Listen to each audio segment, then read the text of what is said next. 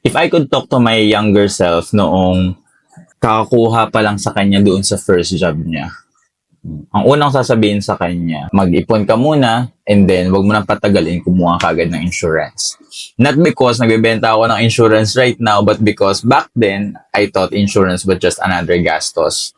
Wala din kasi akong idea kung gaano siya ka-importante until nung na-experience ko yung mga bagay na hindi ko naman ine-expect.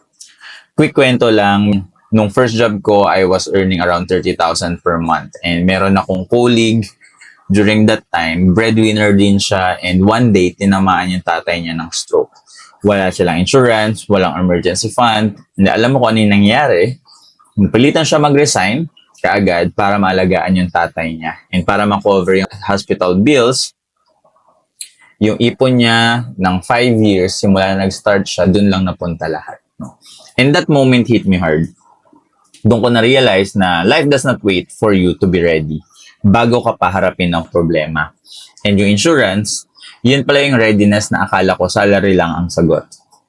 Based sa 2023 data, only 23% of working Filipinos ang may life insurance. 80% sinasabi nila na mag-worry sila about getting sick or leaving their family with financial burden. So madaming takot talaga, pero kakaunti lang talaga yung handa. Not because tamad tayo, but because wala naman nag-explain sa atin ng mga ganitong bagay. So, here's what I wish I knew earlier. Insurance is not an expense. It's actually a financial shield that will protect all your savings, investments, assets in case of medical emergencies or life unexpected events. The younger na kumuha ka, mas mura din siya. And it protects your goals, your dream, your family, even if something happens.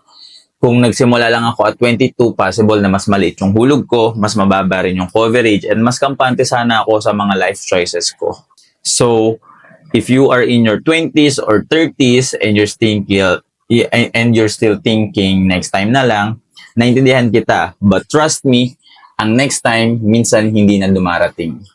Kung curious ka kung ano ba talaga ang dapat mong unahin when it comes to protection, message mo lang ako. Walang pressure, kwentuhan lang muna tayo, and I'll help you figure it out.